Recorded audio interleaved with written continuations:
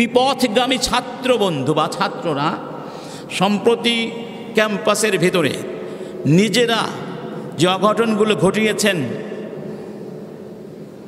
মানুষ হত্যা করেছেন পিটিয়ে পিটিয়ে, এটি আমরা কোনোভাবেই মেনে নিতে পারি না। এটি কোনো সভ্য দেশের, সভ্য জাতির আচরণ হতে পারে না। তাকে চোর সন্দেহে পিটানো হয়েছে তফাজ্জল নামে এক ব্যক্তিকে। পরে দেখা গেল সেই ব্যক্তি মানে মেন্টাল ইমব্যালেন্সড, ঠিক না? তো যদি চুরিও করে থাকে 100টা মোবাইল, এই চুরির শাস্তি মৃত্যুদণ্ড হতে পারে না। আজকে থেকে আমরা আমাদের এই সমাজেও গণপিটুনি নামে একটা কালচার আছে, আছে না? এটা শুধু ঢাকা বিশ্ব, এটা আমাদের কালচার। আর মনে করা হয় গণপিটুনিতে মারা গেলে কোনো শাস্তি নাই। কে মেরেছে, কারা মেরেছে কে জানে। আমি আজ পর্যন্ত আমার জীবনে দেখি নাই যে গণপিটুনিতে মৃত্যু হয়েছে, এই অপরাধে কারো ফাঁসি হয়েছে, আমি দেখি নাই। আপনারা দেখেছেন? এটা একটা লঘু অপরাধ হয়ে যায় না। ইসলামের শিক্ষা এটা নয়। হাদিসে বলা হয়েছে একজন মানুষকে হত্যা করার জন্যে সমস্ত পৃথিবীর মানুষ যদি একত্রিত হয়, আল্লাহ পাক সবাইকে জাহান্নামে দেবেন।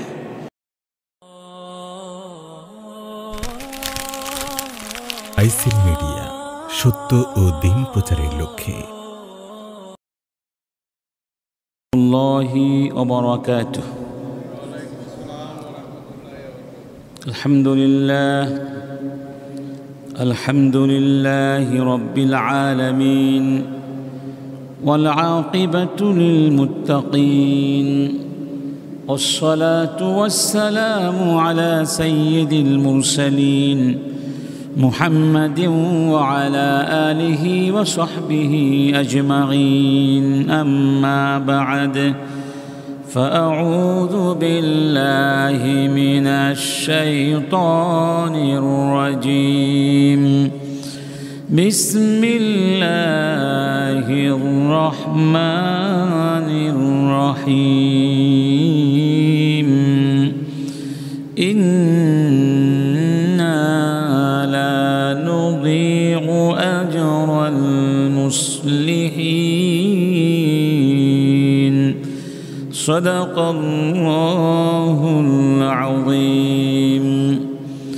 উপস্থিত সম্মানিত মুসল্লিয়ান কিরাম, আলহামদুলিল্লাহ, আল্লাহ সুবহানাহু ওয়া তাআলার সমস্ত প্রশংসা যে মহান রব্বুল আলামিন আমাদেরকে সৃষ্টি করেছেন, আমাদেরকে শ্রেষ্ঠ জীবন ব্যবস্থা ইসলাম দান করেছেন, আমাদেরকে মুহাম্মদ রাসূলুল্লাহ সাল্লাল্লাহু আলাইহি ওয়াসাল্লামের উম্মত বানিয়ে পৃথিবীতে পাঠিয়েছেন। সবাই শুকরিয়া আদায় করে সেই মহান রবের সমীপে বলছি আলহামদুলিল্লাহ। ইসলাম অন্যান্য ধর্মের মতো সীমাবদ্ধ কিছু পরিসরের মধ্যে সীমিত নয়। আমরা বলেছিলাম ইসলাম পরিব্যাপ্ত জীবন ব্যবস্থা, পরিব্যাপ্ত জীবন ব্যবস্থা। সে কারণে ইসলামকে পরিপূর্ণভাবে পালন করতে হলে জীবনের সব ক্ষেত্রে ইসলামের পরিপূর্ণ বাস্তবায়ন প্রয়োজন। বিশেষ করে রাষ্ট্রীয় পর্যায়ে, সামাজিক পর্যায়ে। কারণ আমাদের জীবন, ব্যক্তি জীবন বলুন, পারিবারিক জীবন বলুন, সামাজিক জীবন বলুন, কোনো না কোনোভাবে রাষ্ট্র দ্বারা প্রভাবিত, ঠিক নয় কি? এজন্য সামষ্টিক পর্যায়ে, রাষ্ট্রীয় পর্যায়ে ইসলামের পূর্ণাঙ্গ বাস্তবায়নের মাধ্যমেই এই পৃথিবীতে আল্লাহ সুবহানাহু ওয়া তাআলার দেয়া খিলাফতের পরিপূর্ণতা বিধান করা সম্ভব। তাহলে আপনি ব্যক্তি জীবনেও ইসলাম পরিপূর্ণভাবে পালন করতে পারবেন না। সেই কারণে আমরা মনে করি যে রাষ্ট্রীয় পর্যায়ে ইসলামের বাস্তবায়ন প্রয়োজন।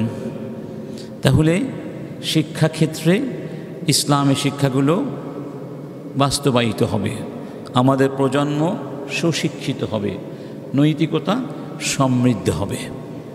আর সেই দৃষ্টিকোণ থেকে আমরা আমাদের মাতৃভূমি বিনির্মাণ করার ক্ষেত্রে আমাদের করণীয় পর্যায়ে আলোচনা করতে গিয়ে ইসলাহ তথা সংশোধন সংস্কার নিয়ে কথা বলছিলাম।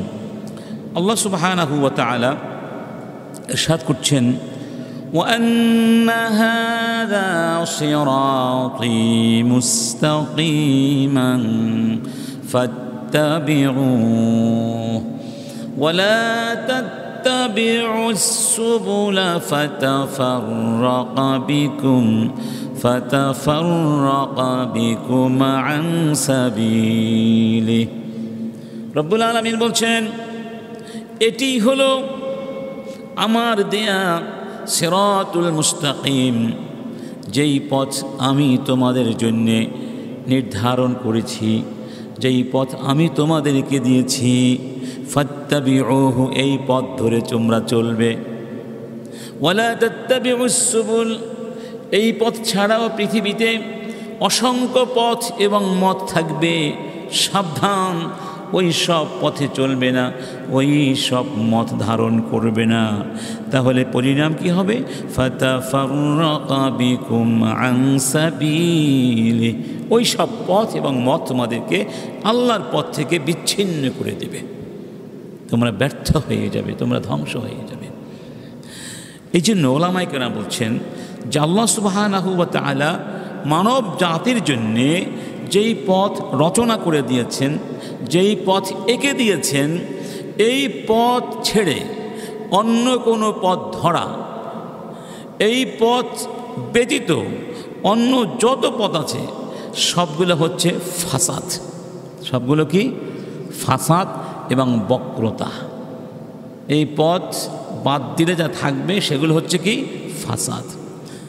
অথবা এই পথের মধ্যে আমরা চলছি, কিন্তু কিছু কিছু ক্ষেত্রে আমরা আংশিকভাবে এই আল্লাহর দেয়া পথ লঙ্ঘন করে অন্য পথ ধারণ করেছি, এখানে ফাসাদটা আংশিক। আর যদি আমরা এই পথটি একেবারেই ছেড়ে দিই, সেটা হবে ফাসাদটা সর্বাত্মক। ঠিক না বে ঠিক? আচ্ছা, তো আমরা যারা আল্লাহকে বিশ্বাস করি, ইসলাম গ্রহণ করেছি, আমরা 100% আল্লাহর পথ ছেড়ে দিয়েছি বা ছেড়ে দেই, এরকম তো হতে পারে না। হয়তো আমরা জীবনের কোনো কোনো ক্ষেত্রে, কোনো কোনো বিভাগে বা একাধিক বিভাগে ফাসাদের মধ্যে পড়ে গেছি। যতটুকু ফাসাদ আমাদের ব্যক্তি জীবন থেকে রাষ্ট্রীয় জীবন পর্যন্ত অনুপ্রবেশ করেছে, এই ফাসাদগুলোকে দূর করতে হবে, নইলে ওই ফাসাদ আমাদের বাকি সব কিছু বরবাদ করে দিতে পারে। এটি কি আমরা বলি ইসলাহ, এর নাম কি? ইসলাহ। তো নবী এবং রসুলগণ এই পৃথিবীতে যেসব দায়িত্ব নিয়ে আগমন করেছিলেন, সেই দায়িত্বের মধ্যে ইসলাহ সবচেয়ে বড় দায়িত্ব। কেন আল্লাহ রাব্বুল আলামিন তো মানুষকে অন্ধকারে ছেড়ে দেননি, মানুষকে সঠিক পথের দিশা যুগে যুগে দিয়েছেন। আবার মানুষ সেই পথের মধ্যে অনেক বক্রপথ, অনেক বিভ্রান্তি সৃষ্টি করেছিল। সেই বিভ্রান্তিগুলো থেকে, ফাসাদ থেকে, বিপদ থেকে, বিপথগামিতা থেকে মানুষকে সঠিক পথে ফিরিয়ে আনা ছিল নবীদের কাজ। সুবহানাল্লাহ। এই জন্য নবীরা বলতেন, ইন উরিদু ইল্লাল ইসলাহ, আমি তো তোমাদেরকে শুধু ইসলাহ করতে চাই, সংশুদ্ধ বিশুদ্ধ করতে চাই। আচ্ছা, একটি ঘটনা যেটি আমরা সবাই জানি, যে ইসলামের প্রথম যুগে যখন মক্কায় মুসলিমদের প্রতি অমুসলিমদের নির্যাতনের মাত্রা সীমা ছাড়িয়ে গিয়েছিল, নবীজি তখন মুসলিমদেরকে আবিসিনিয়ায় হিজরত করবার অনুমতি দিয়েছিলেন, যাকে বলা হয় হিজরতু ইলাল হাবাসা। আবিসিনিয়ার বাদশাহ তখন ছিলেন কে? নাজ্জাশী। খ্রিস্টান ছিলেন, ভালো মানুষ ছিলেন। মুসলিমদেরকে তার দেশে আশ্রয় দেয়া হলো, কিন্তু এই বিষয়টিকে মক্কার নেতৃবৃন্দ ভালো অর্থে নিতে পারেনি, তারা এটি সহ্য করতে পারেনি। দেখেছেন কতটা হিংসা, কতটা শত্রুতা সত্যের বিরুদ্ধে মিথ্যাবাদীরা লালন করে, সত্যের শত্রুরা লালন করে। তখন মক্কা থেকে একটি প্রতিনিধি দল আবিসিনিয়ায় গিয়েছিল, সেই দলের নেতৃত্বে ছিলেন কে? আমর ইবনুল আস। তখন তিনি মুসলিম হননি। ইতিহাস আমাদের মোটামুটি জানা আছে। আমর যখন বাদশার কাছে গিয়ে মুসলিমদের বিরুদ্ধে নালিশ করেছিলেন এবং এই মুসলিমদেরকে তার কাছে ফিরিয়ে দেওয়ার জন্যে আবেদন পেশ করেছিলেন, অর্থাৎ তাদেরকে বাদশার দেশ থেকে বহিষ্কার করার জন্য আবেদন পেশ করেছিলেন। বাদশাহ যেহেতু ভালো মানুষ ছিলেন, তাই তিনি এককভাবে এক পক্ষের কথা শুনে সিদ্ধান্ত দেননি। তিনি বলেছিলেন, তুমি যাদের বিরুদ্ধে কথা বলছো আমি তাদের কথাগুলো শুনব, তাদের বক্তব্যগুলো শুনব, তারপরে আমি সিদ্ধান্ত দেব। এই প্রেক্ষিতে যখন মুসলিমদেরকে রাজদরবারে ডেকে আনা হলো, সেখানে মুসলিমদের পক্ষ থেকে বাদশার সামনে দাঁড়িয়ে একটি নাতি দীর্ঘ চমৎকার ভাষণ দিয়েছিলেন আমর রাসূলের চাচাতো ভাই জাফর বিন আবি তালেব। জাফর বিন কি বলেছিলেন তিনি সেখানে? এই হাদিসটি, এই কথা বক্তব্যটি শুনলে আমরা বুঝতে পারবো যে নবীরা কিভাবে সমাজকে সংস্কার করেছেন, কিভাবে সমাজের ফাসাদকে দূরীভূত করার জন্য কাজ করেছেন। তিনি বললেন, আইয়ুহাল মালিক, হে মহামান্য বাদশাহ, কুন্না কওমান আহলা জাহেলিয়া, আমরা ছিলাম জাহেলি যুগের মানুষ। না আবুদুল আসনাম, মূর্তির পূজা করতাম। ওয়া নাকুলুল মাইতা, মৃদু প্রাণী খেতাম। ওয়া নাতিয়াল ফাওয়াহিশ, অশ্লীল অনাচার, কুরুচিপূর্ণ অবৈধ কাজ, যৌনাচার আমরা করতাম। ওয়া নাকতাউল আরহাম, আত্মীয়তার বন্ধনগুলোকে ছিন্ন করে দিতাম। ওয়া নুসিউল জিওয়ার, প্রতিবেশীদের সাথে ভালো আচরণ করতাম না। এক কথায় ওয়ায়াকুলুল কাওয়িয়্যু মিন্নাদ দাঈফ, যে আমাদের সমাজের শক্তিমানেরা দুর্বলদেরকে ধরে ধরে খেয়ে ফেলত। অর্থাৎ গোটা সমাজ ব্যবস্থা ছিল জুলুম নির্ভর। সব জায়গায় কি চলছিল? জুলুম আর জুলুম। ফাকুন্না আলা যালিক, এভাবেই যখন আমরা ছিলাম, এই যখন ছিল অবস্থা, হাত্তা বাআসাল্লাহু ইলাইনা রাসূলাম মিন্না, আল্লাহ সুবহানাহু ওয়া তাআলা আমাদের মধ্য থেকেই একজন রসুল পাঠিয়েছিলেন, একজন রসুল পাঠালেন। নারিফু নাসাবা, আমরা যার নসব ভালো করে চিনি, যার বাবাকে চিনি, তার বাবার বাবাকে চিনি, তার গোটা বংশধারা সম্পর্কে আমরা সম্যক অবগত আছি। অসিদকা, এবং তার সত্যবাদিতা সম্পর্কে আমরা সবাই জানি। অর্থাৎ তিনি শ্রেষ্ঠ নসব থেকে এসেছেন এবং তিনি আমাদের মধ্যে সবচেয়ে শ্রেষ্ঠবাদী। ও আমানাতা, এবং তিনি আমাদের ভেতরে সবচেয়ে আমানতদার ব্যক্তি। ও আফাফা, চারিত্রিক নৈতিক সততার দিক থেকেও তিনি আমাদের মধ্যে শ্রেষ্ঠ ব্যক্তি। ফাদাআনা ইলাল্লাহি লিনুওয়াহিদা, তিনি এসে আমাদেরকে বললেন, তোমরা এক আল্লাহ সুবহানাহু ওয়া তাআলার দিকে ফিরে এসো। ওয়া নাখলা মা কুন্না না'বুদু নাহনু ওয়া আবাউনা মিন দুনিহি মিনাল হিজারাতি ওয়াল আওথান, এবং আমরা আল্লাহকে বাদ দিয়ে, আমরা এবং আমাদের পিতৃপুরুষেরা যে সমস্ত পাথর আর মূর্তির পূজা করতাম, এই পাথর আর মূর্তির পূজা থেকে আমাদেরকে ফিরে আসতে বললেন, এগুলো বাদ দিতে বললেন, ছেড়ে দিতে বললেন। খেয়াল করবেন, ওয়া আমারানা বিসিদকিল হাদিস, এবং সেই নবী আমাদেরকে বললেন তোমরা সবসময় সত্য কথা বলবে, মিথ্যে কথা বলবে না। ওয়া আদাইল আমানা, আমানাতকে প্রাপকদের কাছে পৌঁছিয়ে দিবে, খেয়ানাত করবে না। ওয়া সিলাতির রহিম, আত্মীয়তার বাঁধন হেফাজত করবে। ওয়া হুসনিল জিওয়ার, এবং সবার সাথে প্রতিবেশীদের সাথে ভালো আচরণ করবে। ওয়াল কাফি আনিল মাহারিমি ওয়াদ দিমা, এবং তোমরা হারাম কাজ করবে না, রক্তপাত করবে না, কাউকে হত্যা করবে না, মানুষের ধন সম্পদ লুণ্ঠন করবে না, হারামের কাছেও যাবে না। ওয়ানাহানা আনিল ফাওয়াহিশি, আরও ব্যাখ্যা দিয়ে বলছেন তিনি আমাদেরকে সব ফাহেসা অশ্লীল কথা কাজ থেকে বারণ করলেন। ও কাউলিজ জুর, এবং মিথ্যা কথা থেকে নিষেধ করলেন। ও আকলি মালিল ইয়াতীম, এবং ইয়াতীমের সম্পদ অন্যায়ভাবে ভক্ষণ করা থেকে নিষেধ করলেন। ও কাযফিল মুহসানাত, তিনি আরও বললেন তোমরা সতীসাধী মহিলাদের বিরুদ্ধে মিথ্যে অপবাদ দেবে না।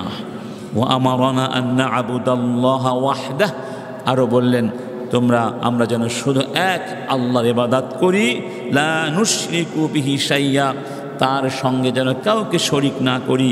ও আমারানা বিসসালাতি ওয়াজ যাকাতি ওয়াস সিয়াম, তিনি আমাদেরকে নামাজ পড়তে বলেছেন, যাকাত দিতে বলছেন এবং রোজা রাখতে আদেশ করেছেন। তো এই যখন অবস্থা, আমরা তার এই আদেশ নিষেধগুলো মেনে নিয়েছি এবং সেই কারণে এই মানুষগুলো আমাদের বিরুদ্ধে দাঁড়িয়েছে, আমাদের আর কোনো অন্যায় নাই। সুবহানাল্লাহ। দেখুন তাহলে এখানে প্রথমে কি করা হয়েছিল, জাহেলিয়াতের চিত্র তুলে ধরলেন, তারপরে রসুলের পরিচয় তুলে ধরলেন, তারপরে রসুল কি সংস্কারমূলক কাজ নিয়ে এসেছেন, কি দাওয়াত নিয়ে এসেছেন, অর্থাৎ ইসলাম কি চায়, ইসলাম কি বলে, ইসলাম কিভাবে সমাজ গঠন করতে চায়, সেই চিত্র তুলে ধরেছেন। তাহলে কি অর্থ দাঁড়ালো, একদিকে জাহেলিয়াতের চিত্র আর একদিকে ইসলামের চিত্র, মাঝখানে মুহাম্মদুর রাসূলুল্লাহ সাল্লাল্লাহু আলাইহি ওয়াসাল্লামের পরিচয়ের চিত্র। এবং এই চিত্র থেকে আপনি আমি প্রত্যেকেই তুলনামূলক দৃষ্টিভঙ্গি এবং পর্যালোচনা করে বুঝতে পারি জাহেলিয়াত সুন্দর নাকি ইসলাম সুন্দর। অবশ্যই ইসলাম অনেক অনেক সুন্দর, ইসলামই শ্রেষ্ঠ। আর আমরা সেই ইসলামটাই, ইসলামের এই শিক্ষাগুলোই আমরা চাই, আমরা জাহেলিয়াত ফিরে যেতে চাই না। অতএব আমাদের সমাজে যেসব জাহেলিয়াত ঢুকে পড়েছে, ইসলাম বিরোধী ধ্যান ধারণা জীবন আচার ঢুকে পড়েছে, এগুলো আমরা আমাদের সমাজে রাখতে চাই না, এগুলো বিদায় করব। এটাই হচ্ছে আমাদের আন্দোলন, এটাই হচ্ছে আমাদের সংস্কার। এটাকে আপনি আমি যে কোনো নাম দেন তাতে কিছু আসে যায় না, এটা আমাদের দায়িত্ব, প্রত্যেক মুসলমানের দায়িত্ব, প্রত্যেক মানুষের দায়িত্ব। যাদের মধ্যে বিবেক আছে তাদের দায়িত্ব হচ্ছে এরকম সংস্কারে, ইসলাহের মধ্যে অংশগ্রহণ করা। এবার আসুন, এই ইসলাহি কার্যক্রম যদি আপনি আমি পরিচালনা করি, সম্পৃক্ত হই এগুলোর সাথে, তাহলে কি পাবো? আর এই কার্যক্রম থেকে মুখ ফিরিয়ে নিলে আমাদের পরিণাম কি হবে, এই বিষয়টা একটু আমাদের জানা প্রয়োজন আছে। এরপরে আমরা ইনশাআল্লাহ কোন কোন ক্ষেত্রে আমরা ইসলাহ করতে পারি তাৎক্ষণিকভাবে অগ্রাধিকারের ভিত্তিতে, সেগুলো একটু আলোচনা করে শেষ করব ইনশাআল্লাহ। সুবহানাল্লাহ। কোরআনের ভিতরে ইসলাহ এবং সলাহ সংক্রান্ত আলোচনা 55টি সূরার মধ্যে স্থান পেয়েছে। কয় জায়গায়, কয়টি আয়াতে? 179টি আয়াতে, মানে 179 জায়গায় সলাহ, ইসলাহ, এই সংশোধনমূলক কার্যক্রম এর আলোচনা এসেছে। তাহলে এখান থেকে আমরা কিছুটা হলেও বুঝতে পারি বিষয়টি কোনো তুচ্ছ বিষয় নয়।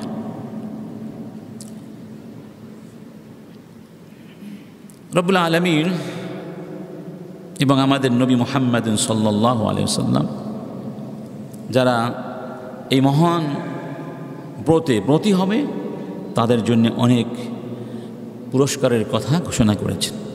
একটি হচ্ছে as-salihuna ma'a ahli ad-darajatil 'ula fil jannah, যারা ইসলাহের কার্যক্রমের সঙ্গে যুক্ত হবে, নিজেদেরকে সংস্কার করবে, সমাজ রাষ্ট্রকে সংস্কার করবে, তাদেরকে আল্লাহ সুবহানাহু ওয়া তাআলা জান্নাতের ভেতরে শ্রেষ্ঠ মানুষদের সাথে রাখবেন।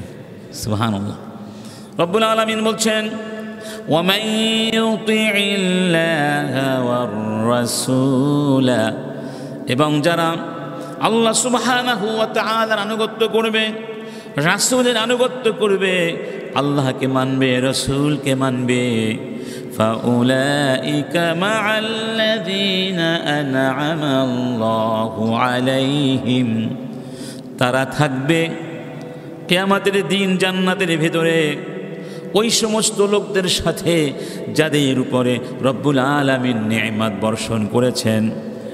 যেই নেয়ামত প্রাপ্তদের সঙ্গে থাকার জন্য আমরা প্রতিদিন আল্লাহর কাছে দোয়া করি, ইহদিনাস সিরাতাল মুস্তাকিম সিরাতাল্লাযীনা আনআমতা আলাইহিম। হে আল্লাহ, আমাদেরকে তাদের পথে তুমি পরিচালিত করো যাদের উপরে তোমার নেয়ামত, তোমার আশীর্বাদ নাজিল হয়েছে। তারা কারা?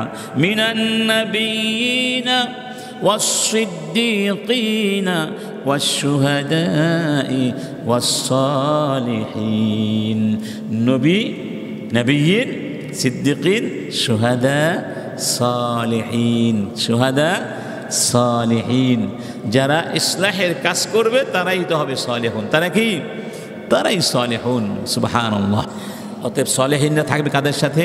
নবীদের সাথে। মুত্তাকিরা নবীদের সাথে, সিদ্দিকীদের সাথে। এরপরে আল্লাহ বলছেন ওয়া হাসুনা উলাইকা রাফিকা, এরাই হচ্ছে শ্রেষ্ঠ বন্ধু। বন্ধু হিসাবে এদের চেয়ে শ্রেষ্ঠ বন্ধু আর হতে পারে না। আরেকটি প্রাপ্তি হচ্ছে আল্লাহ সুবহানাহু ওয়া তাআলা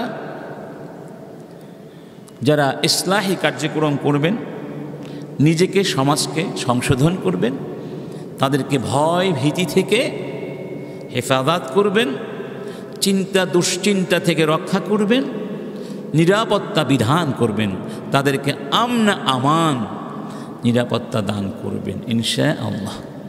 রব্বুল আলামিন বলছেন ফামান আমানা ওয়া আসলাহা, যারা ঈমান আনবে এবং ইসলাহ করবে, ফালা খাউফুন আলাইহিম, তাদের উপরে কোনো ভয় নেই, ওয়ালা হুম ইয়াহজানুন, তাদের চিন্তারও কোনো কারণ নেই। যারা বিশুদ্ধ জীবনধারা এড়িয়ে নষ্ট জীবন শুরু করে, তারা হয়তো ক্ষণিক ভোগবিলাসের সুবিধা পেতে পারে, কিন্তু দীর্ঘস্থায়ী দুশ্চিন্তা আর অপমানের শিকার হবে, কোনো সন্দেহ। আর যারা ইসলাহের পথে চলে, সঠিক পথে চলে, তাদের ওই দুশ্চিন্তাগুলো আর আসে না। সেই অবস্থা থেকে আল্লাহ পাক তাদেরকে হেফাজত করেন। আরেকটি, আল্লাহ পাক তাদের উপরে রহমত নাজিল করেন, তাদেরকে মাফ করে দেন। তাহলে ইসলাহের মাধ্যমে আল্লাহর পক্ষ থেকে রহমত এবং মাগফিরাত আসে। রহমত যদি পাই, মাগফিরাত পাই, তাহলে আর কিছুর দরকার নেই। রব্বুল আলামিন বলছেন ইন তাকুনু সালিহিনা ফাইন্নাল্লাহা কানা লিল আওয়াবিনা গফুরা। তোমরা যদি সৎকর্মপরায়ণ হও, তোমাদের ভেতরে সালাহ চলে আসে, সংশোধিত অবস্থা অর্জন করতে পারো, নিজেদেরকে নেক আমল দিয়ে বিশুদ্ধ করে নিতে পারো, আমি আল্লাহ তোমাদেরকে কথা দিলাম, তোমাদের গুনাহগুলো আমি মাফ করে দেব।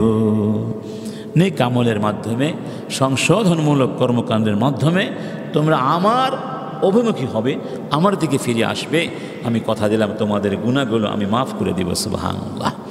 অন্য আয়াতে বলা হয়েছে ওয়া ইন তুসলিহু ওয়া তাত্তাকু, তোমরা যদি সংশোধন করে নিতে পারো আর আমাকে ভয় করতে পারো, ফাইন্নাল্লাহা গফুরুর রহিম, জেনে রাখো আমি আল্লাহ গফুর, আমি আল্লাহ রহিম।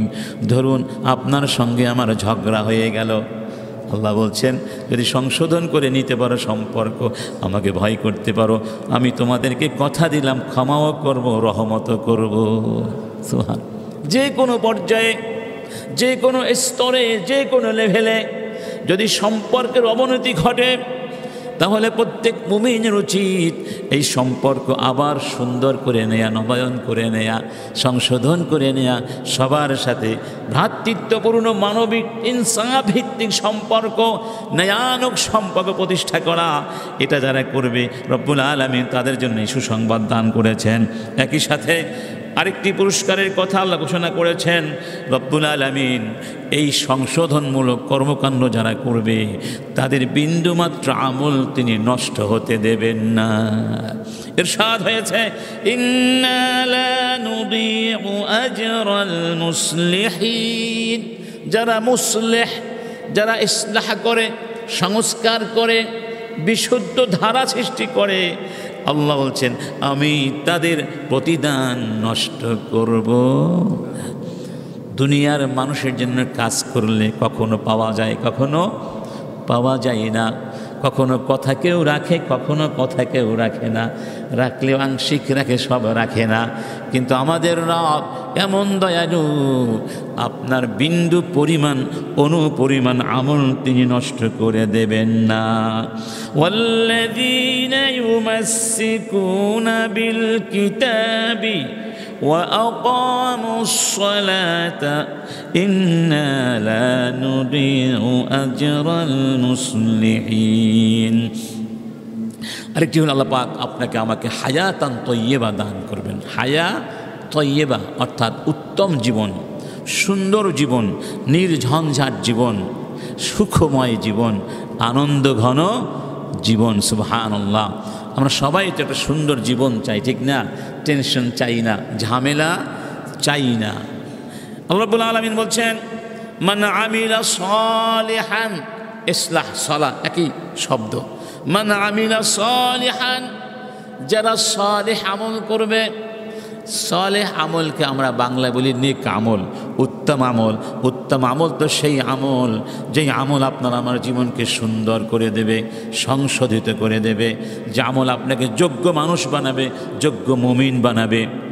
রব্বুল আলামিন বলছেন, মিন যাকারিন আও উনসা, সে পুরুষ হোক অথবা নারী হোক, কোনো ভেদাভেদ নাই। তবে শর্ত হলো হুয়া মুমিন, কি হতে হবে? ঈমানদার হতে হবে। ফালানুহইয়ান্নাহু হায়াতান তাইয়্যিবা, আমি তাদেরকে সুন্দর একটা জীবন দেব, দুনিয়ায় দেব, পরকালে দেব। ওয়ালানাজজিয়ান্নাহুম আজরাহুম বিআহসানি মা কানু ইয়ামালুন, এবং তারা যে আমলগুলো করবে তাদের যে প্রাপ্তি আছে সেই প্রাপ্তির চেয়ে আমি আরো আরো আরো বহু বহু গুণে উত্তম প্রতিদান তাদেরকে দান করব। সুবহানাল্লাহ। তারা যতটুকু পাওয়ার যোগ্য আমি তার চেয়ে আরো বেশি বাড়িয়ে দেব। সুবহানাল্লাহ। তো উত্তম জীবন যদি আমরা পেতে চাই তাহলে সালাহ ইসলার সঙ্গে আমাদেরকে থাকতেই হবে। এই জন্য বলেছিলাম এটি হচ্ছে চলমান একটা প্রক্রিয়া। প্রতিটি মুহূর্তে আমাদেরকে ভালো থেকে আরও ভালো হওয়ার চেষ্টা করতে হবে, উত্তম থেকে আরও উত্তম হওয়ার চেষ্টা করতে হবে। প্রতিদিন নতুন নতুন কিছু ভালো কাজ করবার চেষ্টা করতে হবে। মুমিন যদি একই ধারায় চলে, গতকাল আমার আমল নামায় যতটুকু যোগ হয়েছে ভালো কাজ, আজকে যদি ততটুকুই যোগ হয় তাহলে আমি কিন্তু উত্তম হতে পারলাম না। আজকে আমার আমল নামায় আরও কিছু নেক আমল সংযোজন করতে হবে, আগামীকাল আরও কিছু সংযোজন করতে হবে। এভাবে আমরা উত্তম থেকে উত্তমতর হওয়ার, উৎকৃষ্ট থেকে আরও উৎকৃষ্ট হওয়ার এই অব্যাহত ধারাকে অব্যাহত রাখলেই তো এই উত্তম জীবন আল্লাহ পাক আমাদেরকে দান করবেন ইনশাআল্লাহ।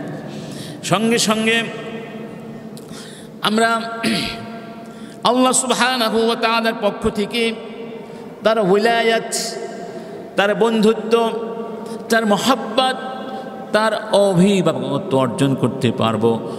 আমরা বলি অমুক অলির মজা, ঠিক না? অলি, অলি ওয়ালায়া থেকে অলি, অলি মানে আল্লাহর বন্ধু, আল্লাহর বন্ধু। বন্ধুর থেকে বলা হয় ওয়ালায়া। এর আরেকটা অর্থ হচ্ছে অভিভাবক হওয়া। আল্লাহ আপনার অভিভাবক হয়ে যাবেন, আল্লাহ আপনার বন্ধু হয়ে যাবেন। সুবহানাল্লাহ। তো আল্লাহ পাক আমাদের বন্ধু হয়ে যান, আমরা আল্লাহর বন্ধু হয়ে যাই। এটা সবাই চাই না? সবাই আল্লাহর অলি হতে চাই কি না? সবাই চাই। এটা তো এমন নয় যে আল্লাহর অলি হওয়া যাবে না, আল্লাহ পাক ওলায়াতের দরজাকে বন্ধ করে দিয়েছেন, অমুককে অলি বানিয়ে ফেলেছেন, আর কাউকে তিনি অলি বানাবেন না, এরকম আল্লাহ বলেছেন না। আল্লাহ সুবহানাহু ওয়া তাআলার বন্ধুত্বের দুয়ার তিনি খুলে রেখেছেন, অবারিত করে দিয়েছেন। যারাই আল্লাহর বন্ধুত্ব চাইবে আল্লাহ পাক তাদেরকে তা দান করবেন। আল্লাহ কি আপনারা আমার মতো কৃপণ নাকি? না। আর আল্লাহ দান করলে কি তার কিছু কমে যাবে? না।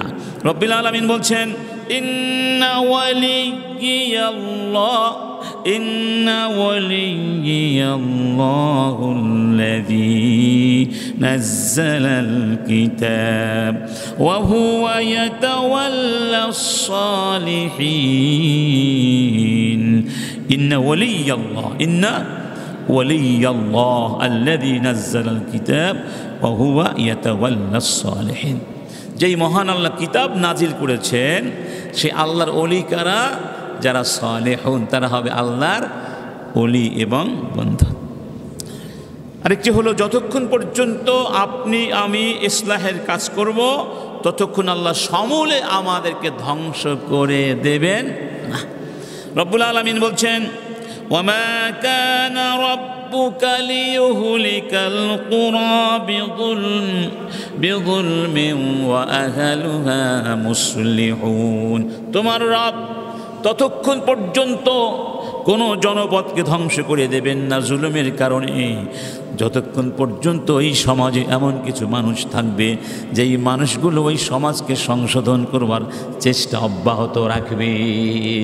অতএব এই সমাজ, এই পরিবার, সংসার, পৃথিবীকে, জনপদকে রক্ষা করতে হলে কিছু মানুষের সংশোধনের চেষ্টা চালিয়ে যেতে হবে, নইলে সবাই একসাথে সমূলে ধ্বংস হয়ে যাবে। এবং যারা এই কাজ করবে, অর্থাৎ সংশোধনের কাজ করবে, আল্লাহ রাব্বুল আলামিন তাদেরকে জমিনের ক্ষমতা দিয়ে দিবেন। কি দিয়ে দিবেন? আল্লাহ পাক বলছেন, আন্নাল আরদা ইয়ারিসুহা ইবাদিয়াস সালিহুন। এই জমিনের দায়িত্বভার আমি আমার ওই বান্দাদের হাতেই তুলে দিব যারা যোগ্য, যারা কি যোগ্য। আচ্ছা, এরপরে যেহেতু আমরা সংস্কার সংশোধনের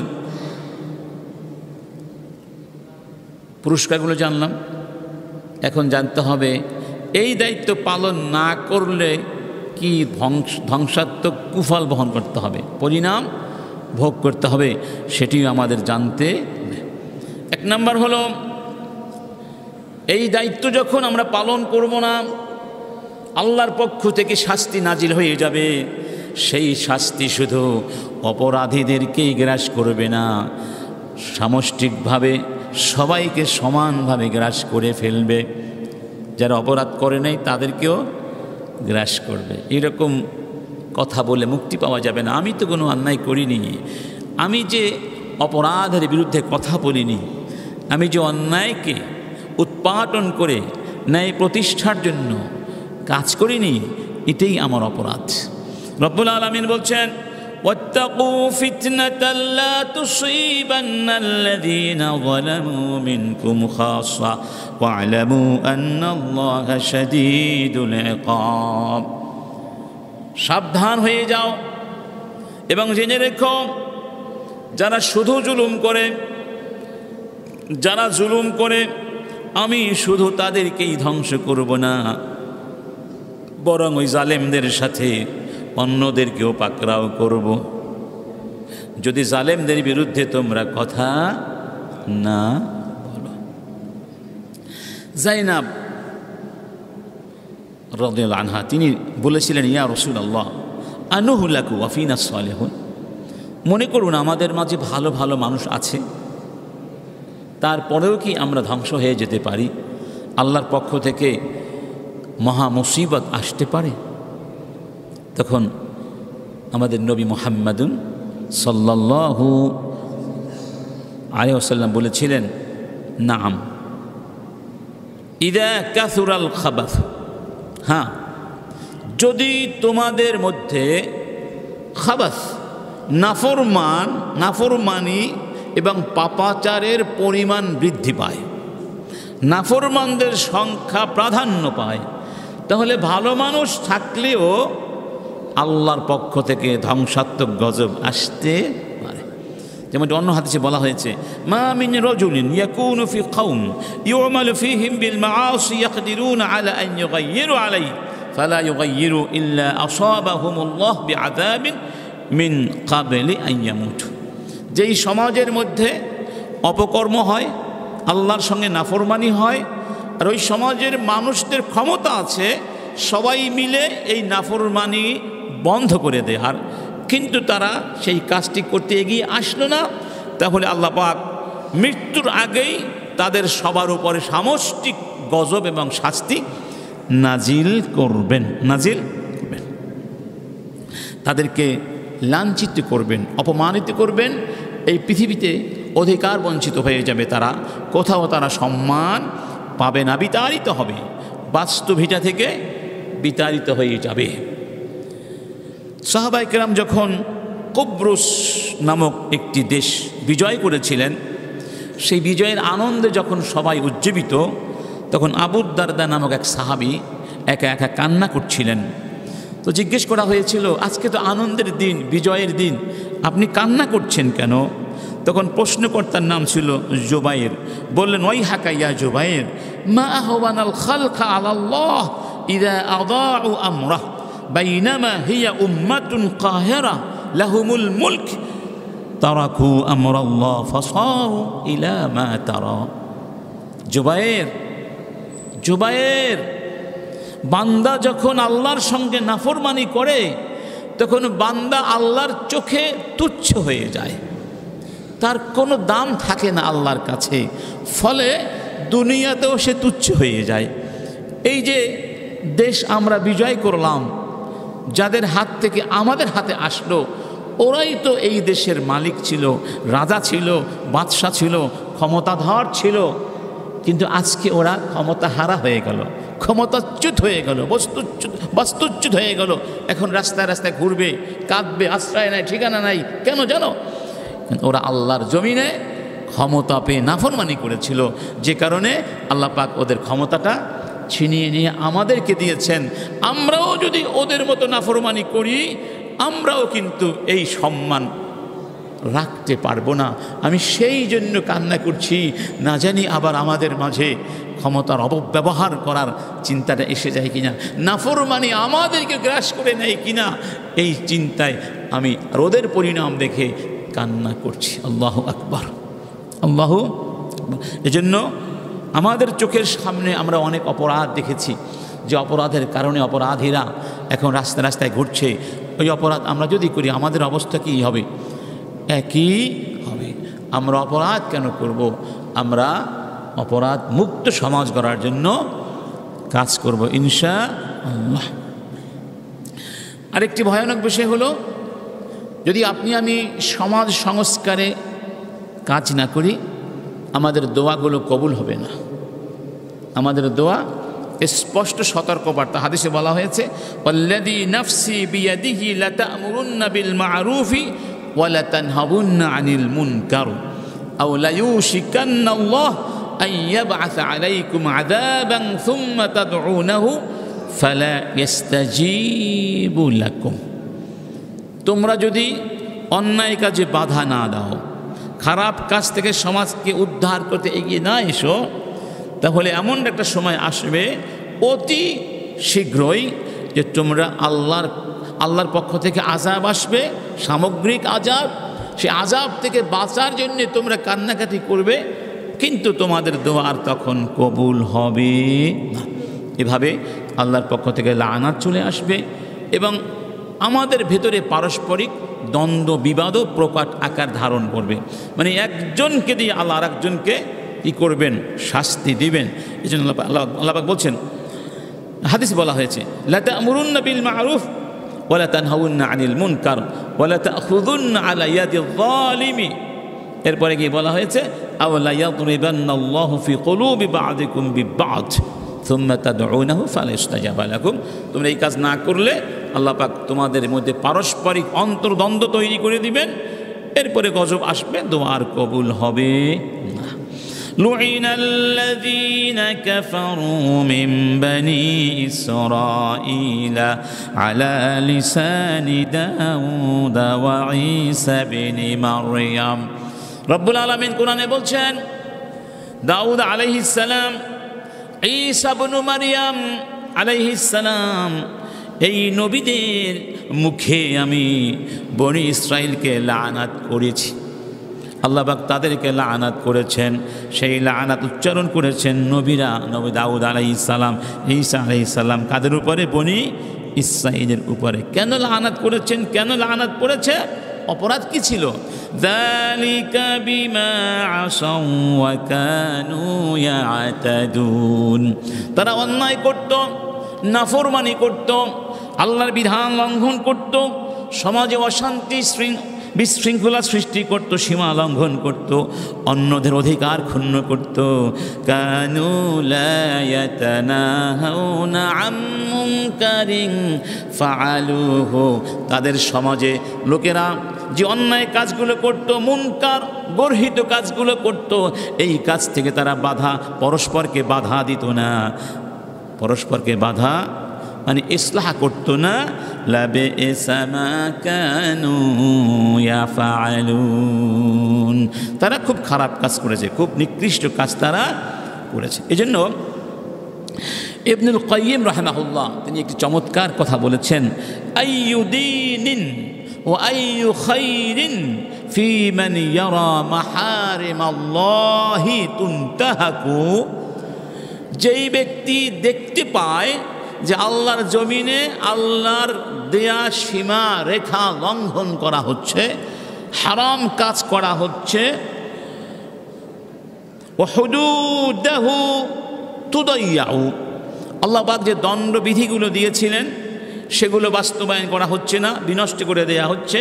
ওয়া দীনাহু ইউতরাকু, আল্লাহর দ্বীনকে প্রত্যাখ্যান করা হচ্ছে, এই জমিনের লোকেরা আল্লাহর দ্বীন মেনে চলছে না। ও সুন্নাতা রাসূলিহি ইউরগাবু আনহা, রাসূলের সুন্নাত থেকে মানুষ বিমুখ হয়ে যাচ্ছে। ওয়া হুয়া বারিদুল কলবে, এত কিছু দেখার পরেও যেই লোকটির মনের মধ্যে কোনো টেনশন কাজ করে না, সে নির্বিকার হয়ে বসে আছে।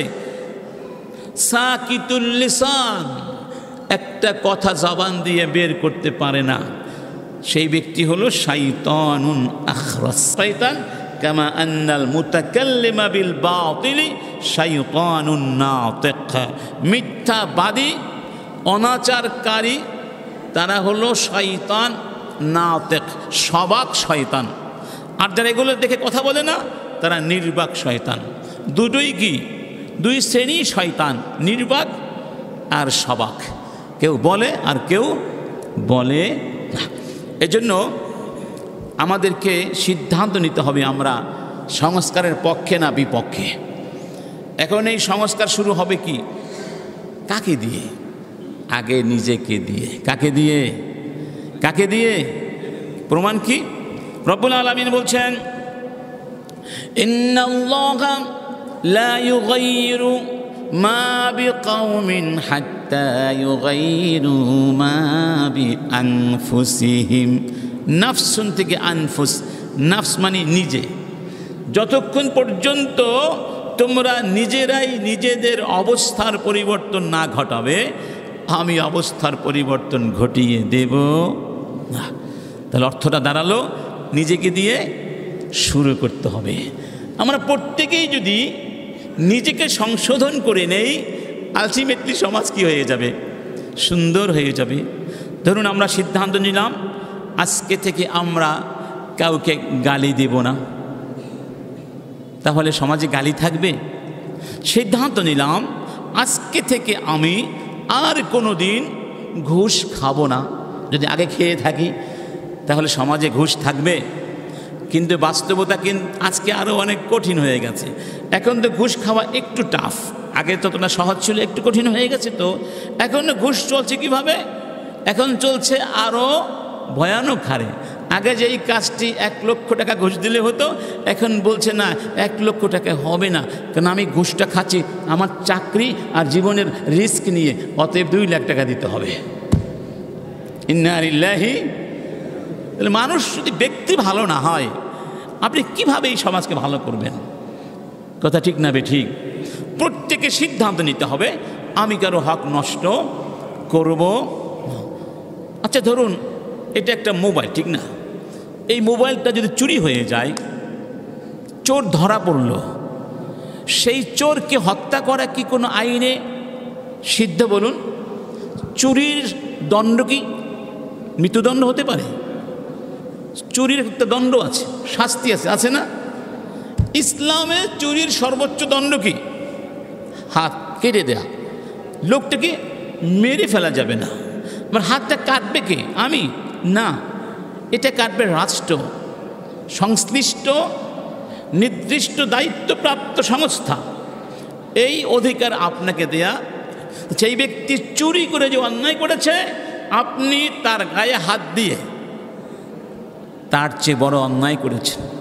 কারণ আপনার আমার, যাকে আজকে বলা হয় মব জাস্টিস, এর মাধ্যমে কি হয়?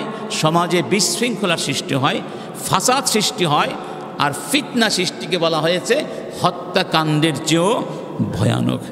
আমাদের কিছু বিপথগামী ছাত্র বন্ধু বা ছাত্ররা সম্প্রতি ক্যাম্পাসের ভেতরে নিজেরা যে অঘটনগুলো ঘটিয়েছেন, মানুষ হত্যা করেছেন পিটিয়ে পিটিয়ে, এটি আমরা কোনোভাবেই মেনে নিতে পারি না। এটি কোনো সভ্য দেশের, সভ্য জাতির আচরণ হতে পারে না। তাকে চোর সন্দেহে পিটানো হয়েছে গত কালকে না পরশু, তফাজ্জল নামে এক ব্যক্তিকে। পরে দেখা গেল সেই ব্যক্তি মানে মেন্টাল ইমব্যালেন্সড, ঠিক না? তো যদি চুরিও করে থাকে 100টা মোবাইল, এই চুরির শাস্তি মৃত্যুদণ্ড হতে পারে না। হতে আজকে থেকে আমরা আমাদের এই সমাজেও গণপিটুনি নামে একটা কালচার আছে, আছে না? এটা শুধু ঢাকা বিশ্ব, এটা আমাদের কালচার। আর মনে করা হয় গণপিটুনিতে মারা গেলে কোনো শাস্তি নাই। কে মেরেছে, কারা মেরেছে কে জানে। আমি আজ পর্যন্ত আমার জীবনে দেখি নাই যে গণপিটুনিতে মৃত্যু হয়েছে, এই অপরাধে কারো ফাঁসি হয়েছে, আমি দেখি নাই। আপনারা দেখেছেন? এটা একটা লঘু অপরাধ হয়ে যায় না। ইসলামের শিক্ষা এটা নয়। হাদিসে বলা হয়েছে একজন মানুষকে হত্যা করার জন্যে সমস্ত পৃথিবীর মানুষ যদি একত্রিত হয়, আল্লাহ পাক সবাইকে জাহান্নামে দেবেন। মানে সামষ্টিকভাবে খুন করার কারণে কেউ রেহাই পেয়ে যাবে তা নয়, তারা সবাই সমান অপরাধী হবে। তাহলে আমরা সিদ্ধান্ত নিব, আমরা আইন হাতে তুলে নিব। অনেক অন্যায়, অনেক শোষণ, অনেক নির্যাতন এই দেশে হয়েছে, বাস্তব। তাই বলে আপনি আমি আইন হাতে তুলে নিলে আমরা তাহলে কিছুই করতে পারলাম না। আমরা সেই ধ্বংসের পথেই চললাম, সেই ধ্বংসের পথেই। আমরা সেই লগি বৈঠার দিন আর চাই না। আমরা মানুষকে পিটিয়ে হত্যা করার কালচার বন্ধ করতে চাই। সবাই কি আমার সাথে আছেন ভাই? আল্লাহর রাস্তায়, আমাকে খুশি করার জন্য না। আসুন আমরা নিজেরা সংশোধিত হয়ে যাই, ইনশাআল্লাহ সমাজ কি হয়ে যাবে? সংশোধিত। বড়কে সম্মান করি, ছোটকে স্নেহ করি, গরিব অভাবীদেরকে মানুষ মনে করি। রিক্সাওয়ালারাও কিন্তু মানুষ। এই বেটা যাবি, অথচ আপনার যে বয়সে 50 বছর বড়, কেন সে রিক্সাওয়ালা তাই বলে কি তার সম্মান নাই? আপনার ঘরে কাজ করছে বলে কি সে একজন মানুষ নয়? তার সম্মান নাই? আমরা কি কি কি শিখলাম? এই জন্য আমার মনে হয় আমাদের এই ব্যক্তি থেকে যখন আমরা সংস্কার শুরু করব, ইনশাআল্লাহ আমরা সুফল পাওয়া শুরু করব এর পাশাপাশি সামষ্টিক জীবনেও আমাদেরকে দ্রুত কিছু সংস্কার করতে হবে। প্রধানত শিক্ষা ব্যবস্থার মধ্যে ভয়ানক আকারে ফাসাদ ঢুকে পড়েছে। যে শিক্ষা ব্যবস্থা শুধু বাংলাদেশেই নয়, বর্তমান পৃথিবীতে কার্যকর, এই শিক্ষা ব্যবস্থা একেবারেই ইমব্যালেন্সড। কেন? এখানে শুধু বস্তুগত চিন্তা কাজ করে, নৈতিক শিক্ষার তেমন কোনো প্রভাব, আবেদন, অংশ এই শিক্ষার মধ্যে। এই শিক্ষার ভিত্তি হচ্ছে লেখাপড়া করব, চাকরি করব, টাকা অর্জন করব, বাড়ি করব, গাড়ি করব, বিয়ে করব, বিদেশ যাব, এটা করব, সেটা করব, কিন্তু আমি একজন ভালো মানুষ হব, সত্যবাদী হব, পরোপকারী হব, দেশ গড়ব, অন্যের অধিকার আদায়ের লক্ষ্যে কাজ করব, এরকম উদ্দেশ্যটাই আমাদের মাঝে আসে না। শিক্ষার নাম মনে পড়লেই ওই মাথার মধ্যে ঘোরে চাকরি পাবো, গাড়ি পাবো, বাড়ি পাবো, ইত্যাদি ইত্যাদি। যে কারণে এই শিক্ষার মাধ্যমে আল্লাহর সাথে আমাদের যেমন সম্পর্ক সৃষ্টি হয় না, ঠিক মানুষের সাথেও আমাদের মানবিক নৈতিক সম্পর্ক সৃষ্টি। কি করতে হবে? শিক্ষাটাকে এমন করে সাজাতে হবে যেই শিক্ষা শিক্ষিত হলে এক নাম্বার আল্লাহর সাথে মানুষের একটা বন্ধন তৈরি হয়ে যায়। সে যেখানেই থাকবে তার ঠিকানা হবেন কে? এই জন্য আল্লাহ কি বলেছেন? ইকরা বিসমি রাব্বিকাল্লাযী খালাক। যেই ভাইগুলো, আমাদের যেই ছাত্রগুলো ঢাকা বিশ্ববিদ্যালয়ে লেখাপড়া করছে, তারা কি মেধাহীন ছাত্র না মেধাবী ছাত্র? ঢাকা বিশ্ববিদ্যালয়ে চান্স পাওয়ার জন্য কত কষ্ট করতে হয়, কত ছাত্র স্বপ্ন দেখে, হাজার হাজার লক্ষ লক্ষ ছাত্র স্বপ্ন দেখে, চান্স পায় কয়েকশো, ঠিক না? তাহলে এরা বাংলাদেশের শ্রেষ্ঠ মেধাবী সন্তান। সেই মেধাবীরা যখন একজন ভারসাম্যহীন মানুষকে আঘাত করে পিটিয়ে পিটিয়ে মারে, তাহলে বুঝতে হবে ওই শিক্ষা আসলে কোনো শিক্ষা নয়। এই শিক্ষার মধ্যে নৈতিকতা নাই, এই শিক্ষার মধ্যে ঈমান নাই। তাহলে আল্লাহর সাথে সম্পর্ক রাখতে হলে শিক্ষার মধ্যে নৈতিকতা ঢুকাতে হবে। দিন, দুনিয়া, দেহ, আত্মা, ব্যক্তি, সমাজ সব কিছুর মধ্যে একটা সমন্বয় করে সমন্বিত শিক্ষা ব্যবস্থা প্রবর্তন করতে হবে, নইলে আমাদের মুক্তির কোনো উপায়। রাসূল কারীম বলেছেন, ইন্নালি বাদানিকা আলাইকা হাক্কান, তোমার উপরে তোমার দেহের হক আছে, ওয়ালি নাফসিকা আলাইকা হাক্কান, তোমার নাফসের তোমার উপরে হক আছে, ওয়ালি আহলিকা আলাইকা হাক্কান, তোমার উপরে তোমার পরিবারের একটা হক আছে। ফাআতি কুল্লাযী হাক্কিন হাক্কা, প্রত্যেককেই তার হকটা ফিরিয়ে দাও। তাহলে বোঝা গেল আমার উপরে আমার হক আছে, আমার দেহের একটা হক আছে না, বিশ্রাম নিতে হবে, দেহের চাহিদা পূরণ করতে হবে, বাবা মাকে হক দিতে হবে, সন্তানকে হক দিতে হবে, আল্লাহকে আল্লাহর হক দিতে হবে, স্ত্রীকে স্ত্রীর হক দিতে হবে। এই সবগুলো হক একাকার করে ওই রকম একটি সমন্বিত সর্বাত্মক শিক্ষা ব্যবস্থা প্রবর্তন করতে হবে, নইলে আমাদের এই চলমান শিক্ষা দিয়ে আমরা ভালো মানুষ তৈরি করতে পারবো না। তৈরি হবে ডাকাত এবং খুনি। যারা মানুষকে খুন করবে তাদের আত্মা এতটুকু কাঁপে না। বলে একজনকে ধরা হয়েছে, সে বলছে আমি আবেগে পিটিয়েছি। আবেগে আবেগে মানুষ মানুষকে পিটায়, বুঝি কথা বুঝতে পেরেছেন? কি নির্মম, কি নিষ্ঠুর কথাবার্তা, এগুলো আর শুনতে ভালো। এবং আরও একটু এগিয়ে আমরা বলবো, এই বাংলাদেশে কওমি, আলিয়া, সাধারণ শিক্ষা এত বহুমুখী শিক্ষা ব্যবস্থার কারণে আমাদের মধ্যে একটা বিভক্তি স্বয়ংক্রিয়ভাবেই কাজ করে, ঠিক না? আমি যেহেতু মাদ্রাসায় পড়েছি আলিয়ায়, আমি মনে করি আলিয়ার ভাইয়েরা আমার বেশি আপন। আপনি স্কুল কলেজে পড়েছেন, আপনি মনে করেন ওরা আমার বেশি আপন। এটা স্বাভাবিকভাবে একটা মনোবৃত্তি তৈরি হয়ে যায়। কিন্তু শিক্ষাটা যদি একক হতো, একমুখী হতো, তো এই বিভাজন আমাদের মধ্যে আসতো। একটা পর্যায় পর্যন্ত অভিন্ন শিক্ষা রাখা উচিত, এবং সেখান থেকে শিখে কোরআন পড়বে, হাদিস পড়বে, সব কিছুই শিখবে। এরপরে যে যেদিকে যেতে চায়, যার ঝোঁক যেদিকে থাকবে, সে বিষয়ে কী হবে, স্পেশালিস্ট হবে, কোনো অসুবিধা নেই। এটাও যদি না করতে পারি, তাহলে অন্ততপক্ষে এটা করতে হবে, মাদ্রাসা শিক্ষার স্বকীয়তা নষ্ট হতে দেওয়া যাবে। এতদিন স্কুল, কলেজ, মাদ্রাসার বইগুলো, জেনারেল বইগুলো এক করে দেওয়া হয়েছে। আমাদের সময় একসময় এক ছিল, পরে এগুলোকে আলাদা করে দেওয়া হয়েছে। ইংরেজি, বাংলা, অঙ্ক এগুলো আলাদা ছিল মাদ্রাসা বোর্ডের জন্য, এবং ওই বইগুলোকে ইসলামের আদলে, মূল্যবোধে প্রণয়ন করা হয়েছিল। বিগত সরকার সেটা বাদ দিয়ে আবার একাকার করে ফেলেছে। একাকার করে কি করেছে, স্কুলে যেমন ঢোলবাদ্য পড়ায়, সঙ্গীত আর শিল্পের নামে সেগুলো মাদ্রাসায় ঢুকিয়ে দিয়েছে। দেখেন নাই? স্কুলের বইয়ে যেমন উপরে ছেলে মেয়েদের অনাকাঙ্ক্ষিত অনেক ছবি টবি থাকে, সেগুলো দেখা যায় মাদ্রাসার বইয়ের প্রচ্ছদে। যেহেতু একই বই, তাহলে মাদ্রাসার কোনো স্বকীয়তা থাকলো না। স্বকীয়তা থাকলো না। আমরা তো মাদ্রাসায় কেন পড়াই? আমার বাচ্চাটা কোরআন পড়বে, হাদিস পড়বে, আলেম হবে, অন্তত দ্বীনি এলেম তাদের মাঝে পৃথিবীতে টিকে থাকবে, ঠিক না ঠিক? এই জন্য দেখবেন বর্তমানে, আগে একটা সময় ছিল যখন মাদ্রাসায় একেবারে গরিব শ্রেণীর মানুষদের সন্তানেরা পড়াতো, অথবা ধনীরা পড়ালেও তার সবচেয়ে দুর্বল ছেলেকে মাদ্রাসায় দিত।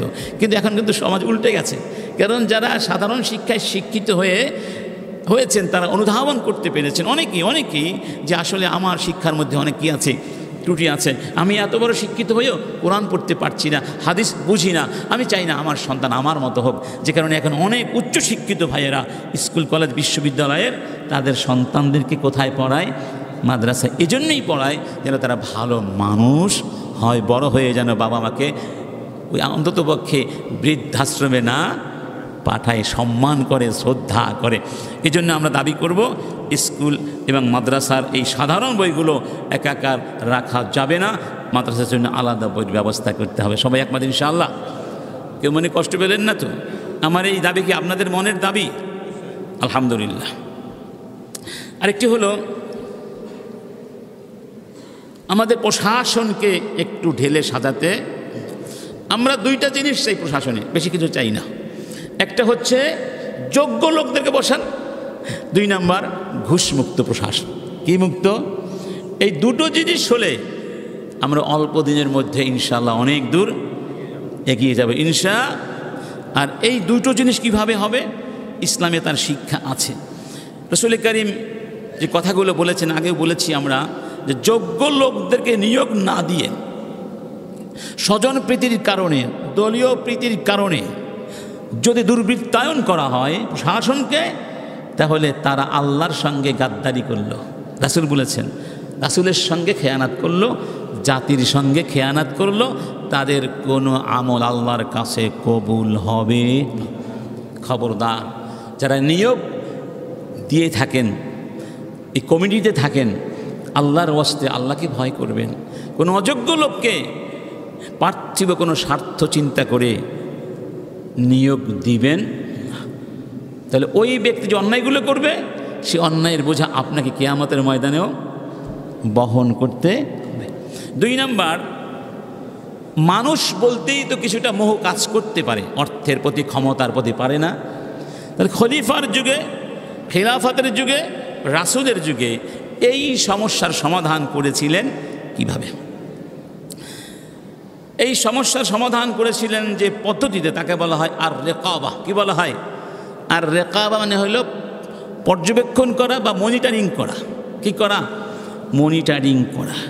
রাসূল নিজে সরাসরি তার প্রশাসনিক দায়িত্বশীল ব্যক্তিবর্গকে ডেকে কথা বলতেন, বা তাদের কাছে যেতেন, বা বিভিন্ন জায়গায় গিয়ে সচক্ষে মনিটরিং করতেন, যাতে করে দুর্নীতি করার কোনো সুযোগ থাকতো না। যেমন তিনি একবার বাজারে গিয়েছিলেন না, বাজারে গিয়ে যখন দেখলেন একজন বিক্রেতা, খাবার বিক্রেতা বিশাল খাবারের স্তূপ সাজিয়ে বসে আছেন, গম বা জব বা ভুট্টা, হাত ঢুকিয়ে দিলেন, ভেতর থেকে কিছু গম বের করে এনে দেখলেন ভেতরের গমগুলো ভেজা, বাহিরের গমগুলো শুকনো।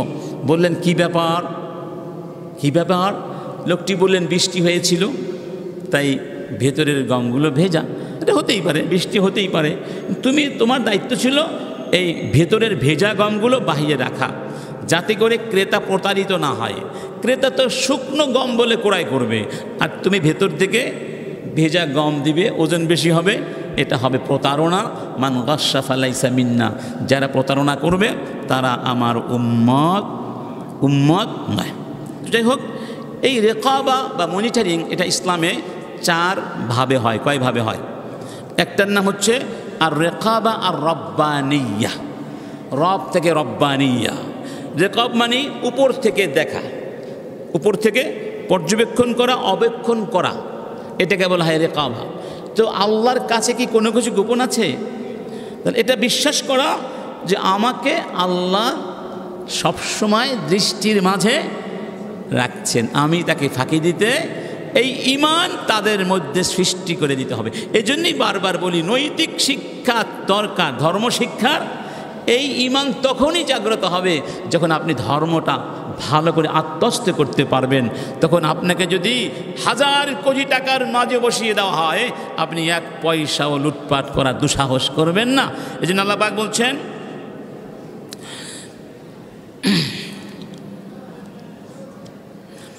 وَكَانَ اللَّهُ عَلَى كُلِّ شَيْءٍ رَقِيبًا। আমি হলাম রকিব। আমি হলাম কি? আমি সব কিছুর উপরে দৃষ্টি নিক্ষেপ করি, আমার দৃষ্টি কেউ ফাঁকি দিতে পারে না। ইয়ালামু খাইনাতাল আয়ুনি ওয়া মা তুখফিস সুদূর, তোমাদের চোখের লুকোচুরি আর মনের ভেতরে তোমরা কি গোপন করে রেখেছো আমি সব ভালো করে জানি। অন্যত আল্লাহ পাক বলছেন, ওয়াকুলি ইমালু, হে রাসূল তুমি বলো তোমরা আমল করো, কাজ করো, কাজ করে যাও। ফাসায়ারাল্লাহু আমালাকুম ওয়া রাসূলুহু ওয়াল মুমিনুনা ওয়াল মুমিনাত, তোমরা কি কি কাজ করবে সব আল্লাহ দেখবেন, তার নবী দেখবেন, সমস্ত মুমিন মুমিনাত দেখবেন। মানে কিয়ামতের ময়দানে তোমার সমস্ত আমল পেশ করা হবে, এটা সবাই দেখবে। ওয়া সাতুরাদ্দুনা ইলা আলিমিল গায়বি ওয়াশ শাহাদা ফায়ুনাব্বিউকুম বিমা কুনতুম তা'মালুন, আল্লাহর কাছে তোমাদেরকে পাঠানো হবে এবং তোমরা যা করেছো আল্লাহ পাক সব তোমাদেরকে তামবিহ করবেন, সংবাদ দিবেন, বলে দিবেন। অতএব প্রত্যেক মুমিনের উচিত, প্রত্যেক দায়িত্বশীল ব্যক্তির উচিত এই বিশ্বাসকে মনের মধ্যে লালন করা, আমাকে আল্লাহ রেকাবা করছেন, পর্যবেক্ষণ করছেন, অবেক্ষণ করছেন, আমি তার দৃষ্টিকে ফাঁকি দিতে পারবো। লা তাজুলু কদামা ইবনি আদম ইয়াউমাল কিয়ামাতি হাত্তা ইউসআলা আন আরবাআ, 4টি প্রশ্নের জবাব না দেয়া পর্যন্ত 1 পাও নাড়ানো যাবে। 2টি প্রশ্ন হবে কি নিয়ে?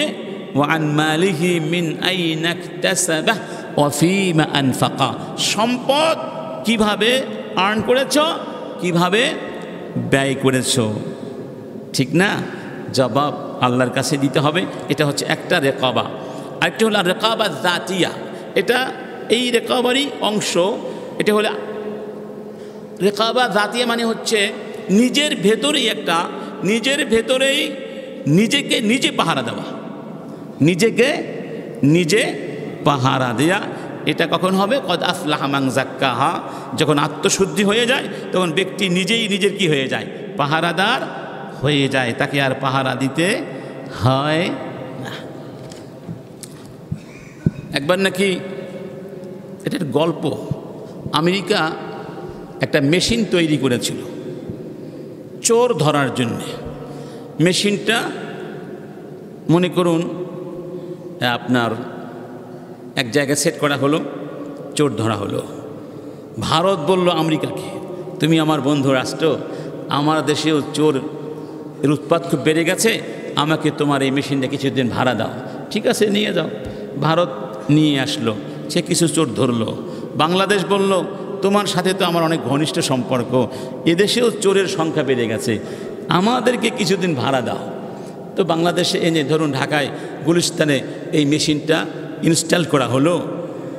1 ঘন্টা পরে মেশিনটাই নেই, চুরি হয়ে গেছে। এগুলো বাংলাদেশের অবস্থা।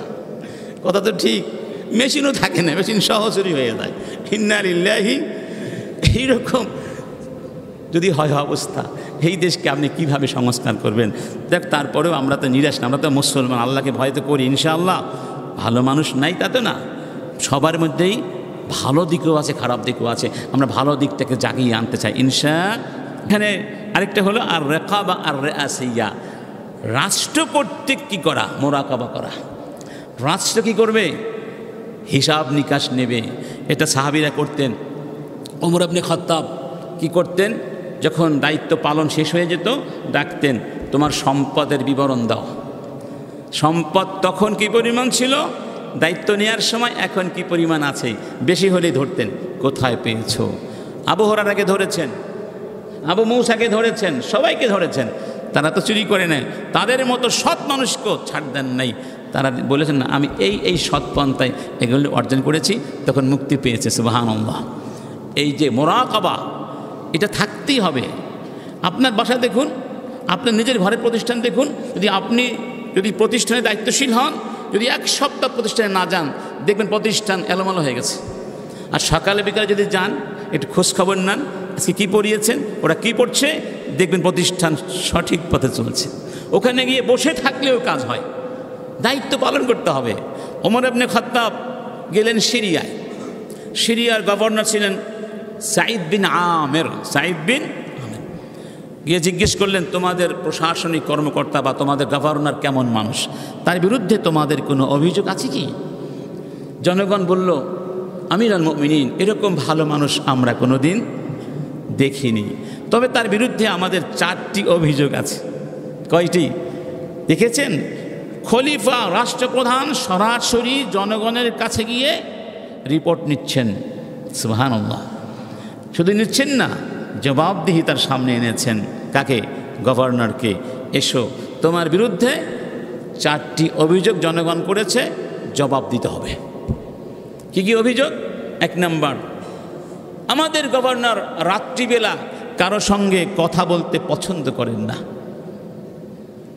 2 নম্বর, সকালবেলা ঘর থেকে দেরি করে বের হন। 3 নম্বর, তিনি মাসে 1 দিন ঘর থেকে বাইরে আসেন না। 4 নম্বর, মাঝে মধ্যে তিনি হঠাৎ করে মূর্ছে পড়েন, আমাদেরকে চিনতে পারেন না, আমরাও যেন তাকে চিনতে পারি না। মানে একটি অভিনব মানসিক অবস্থা তার মধ্যে দেখা যায়। আচ্ছা, জিজ্ঞেস করলেন, বলো কারণগুলো কি?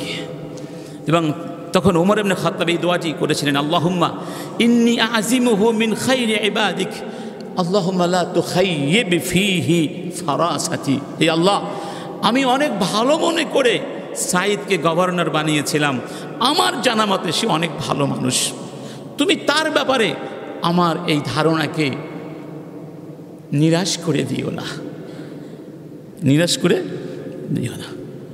তখন ওই গভর্নর বললেন, আমিরুল মুমিনিন, এই বিষয়গুলো প্রকাশ করতে পছন্দ করছিলাম না, যেহেতু আপনি জিজ্ঞেস করছেন তাই বলতে বাধ্য হলাম। 1 নম্বর, আমি প্রতিদিন সকালবেলা ঘর থেকে কেন দেরি করে বের হই? এর কারণ হলো আমার ঘরে কোনো কাজের লোক নাই। সকালে ঘরে গিয়ে রুটি বানাই, রুটি খামিরা বানাই, তারপরে ভাজি, খাবার প্রস্তুত করি, কারণ ঘরে তো সকালে বেশি কাজ থাকে, ছেলে মেয়ে থাকলে সব কাজ তো স্ত্রী একা করতে পারে না, আমি তাকে সহযোগিতা করি, এজন্য কিছুটা লেট হয়ে যায়, দিয়ে বিলম্ব হয়ে যায়। সুবহানাল্লাহ, কেমন মানুষ, চিন্তা করে দেখেছেন? ওই ওমর আরেকবার ওই সিরিয়া থেকে কিছু মানুষ গিয়েছিল, তাদেরকে বললেন, তোমাদের দেশে কারা কারা গরিব দুর্বল তাদের লিস্ট দাও, আমি তাদেরকে সাহায্য করব, রাষ্ট্রীয়ভাবে তাদের কি করা হবে, টাকা দেওয়া হবে। সেই লিস্টের মধ্যে গভর্নরের নাম ছিল। সুবহানাল্লাহ। এবং তার জন্য 1000 দিনার পাঠিয়ে দিয়েছিলেন। এই টাকা পাওয়ার পরে তিনি অস্থির হয়ে গেলেন, স্ত্রীকে বললেন, খলিফা তো 1000 দিনার পাঠিয়েছে, কি করা যায় বলো তো? আমি একটা চিন্তা করেছি, এটাকে ব্যবসায় খাটাবো, এমন একটা ব্যবসায় যেই ব্যবসায় কোনো লস নাই, মূলধনও থাকবে, প্রফিটও পাবো। স্ত্রী খুশি হয়ে গেল, তাই করেন। অনেক দিন হয়ে গেল, কোনো প্রফিট দেখেন না। স্ত্রী বললেন, কি ব্যাপার, আপনার ব্যবসার খবর কি? তিনি বললেন, আমি তো সেই টাকা মানুষকে দান করে দিয়েছি, আল্লাহর পথে দান করে দিয়েছি, এর প্রফিট আল্লাহর কাছে গিয়ে পাবো। সুবহানাল্লাহ। স্ত্রী খুশি হয়ে গেলেন। যাই হোক, 2 নম্বর হলো খলিফাতুল মুসলিমিন, আপনি আমাকে জনগণের দায়িত্ব দিয়েছেন, আমি সারাদিন তাদের সেবা করি, দিনভর রাষ্ট্রীয় দায়িত্বগুলো সঠিকভাবে পালন করি, আমি কোনো কাজ পেন্ডিং করে রাখি না, আমি আমার দিনের সময় দিবাভাগকে দিয়েছি জনগণের সেবায়, আর রাত্রিটি রেখেছি আল্লাহ সুবহানাহু ওয়া তাআলার জন্য। আমি রাত্রি জেগে ইবাদত করি, আল্লাহর সঙ্গে তার অভিসারে থাকি। আমি চাই না আমি জীবন থেকে যেই সময়টুকু একান্তভাবে আল্লাহর জন্যে বিশেষিত করেছি, বরাদ্দ করেছি, ওই সময়ে পৃথিবীর কেউ আমাকে ডিস্টার্ব করুক, আমি তা পছন্দ করি না। আমি তো দিনের বেলা কাজ করি। 3 নম্বর, মাসে 1 দিন আমি বাহিরে যেতে পারি না, কারণ আমার মাত্র একটা জামা, মোটা কাপড়ের জামা, এই কাপড়টি মাসে আমি 1 দিন ধুয়ে দেই, 1 দিন পরিষ্কার করি, ওই কাপড় যতক্ষণ শুকায় না ততক্ষণ আমি বাহিরে যেতে পারি না। 4 নম্বর হলো, আমি যখন মক্কায় ছিলাম, খুবাইব বিন আদিকে মক্কার কাফেররা হত্যা করেছিল, অত্যন্ত নিষ্ঠুরভাবে, নির্মমভাবে তাকে হত্যা করেছিল। আমি সেই দিন সেখানে ছিলাম। খুবাইব মৃত্যুর আগে 2 রাকাত নামাজ পড়েছিলেন, আর অনেক সুন্দর করে কয়েকটা কবিতা বলেছিলেন, কবিতার কয়েকটি চরণ বলেছিলেন। তার মধ্যে এই কথাগুলো ছিল, ওয়ালাস্তু উবালি হিনা উকতালু মুসলিমান আলা আই শাক্কিন কানা লিল্লাহি মাসরারি। আল্লাহর জন্য যদি আমার এই মৃত্যুটা হয় আমার কোনো ভয় নাই, যদি মুসলমান হয়ে মরতে পারি আমার কোনো ভয় নাই। ডান কাঁধে হোক বাম কাঁধে হোক, যেভাবেই হত্যা করো আমি কোনো চিন্তা করি না।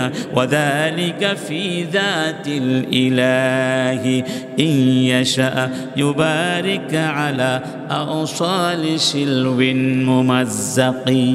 হত্যা করার পরে তোমরা যদি আমার এই শরীরের অঙ্গগুলোকে কেটে টুকরো টুকরো করে ফেলো, আমার অস্থিসন্ধিগুলোকে আলাদা আলাদা করে ফেলো, কোনো অসুবিধা নাই। আল্লাহ পাকের মধ্যেও বরকত দান করতে পারেন যদি আল্লাহর জন্যেই আমার মৃত্যুটা হয়ে থাকি। সেই দিন ওরা খুবাইবকে শূলিবিদ্ধ করেছিল। সেই নির্মম, নৃশংস, পৈশাচিক, অমানবিক দৃশ্য আমরা দেখেছিলাম আর উল্লাস করেছিলাম, আনন্দ করেছিলাম।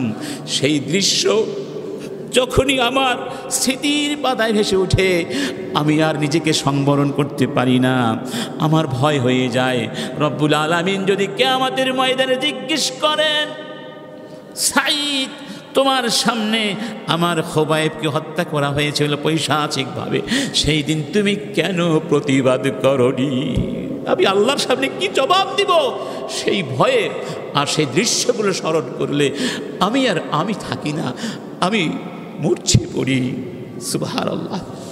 তখন ওমর ইবনে খাত্তাব খুশি হয়ে গেল আর বললেন, সাঈদ আমি তোমাকে যতটা ভালো মনে করেছিলাম তুমি তার চেয়েও ভালো। সুবহানাল্লাহ। এরকম যদি প্রত্যেক অফিসারকে, কর্মকর্তাকে হাতে ধরে সামনে এনে হিসাব নেওয়া হয়, এই মাসে আপনার কাজ হয়েছে কিনা, কিভাবে হয়েছে, জনগণের কাছে হিসাব নেওয়া হয়, কার কাছে ঘুষ খেয়েছেন, দেখবেন 5 দিনের কাজ 1 ঘন্টায় হয়ে যাবে।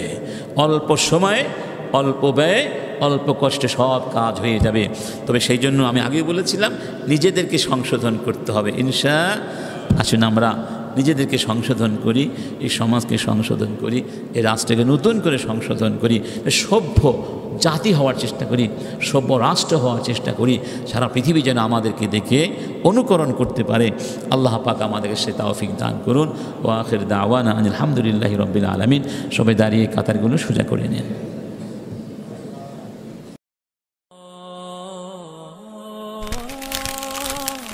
আইসিল মিডিয়া, সত্য ও দিন প্রচারের লক্ষ্যে।